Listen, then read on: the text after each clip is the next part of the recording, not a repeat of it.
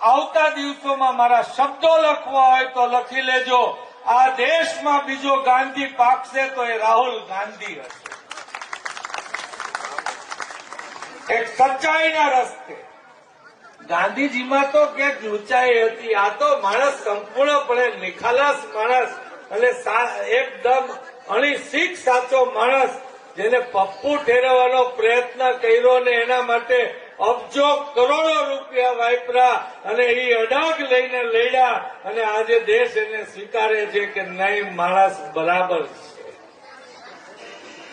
અને એ રાહુલ ગાંધી જયારે નરેન્દ્ર મોદી બફાટ કરે કે મારી 542 સીટ આવે છે તો આ દેશને એમાં કઈ નવાઈ ન લાગે. પણ રાહુલ ગાંધી એમ કે આ દેશમાં એનડીએની સરકાર બનતી નથી અને 140 થી 200 સીટથી વધારેની આવતી નથી, તો એમાં કઈક તથ્ય હશે. હું આપ સૌને વિનંતી કરું છું કે રાજકોટની સીટ એમાં ગણાય અને રાજકોટનો પ્રતિનિધિ કોઈ બને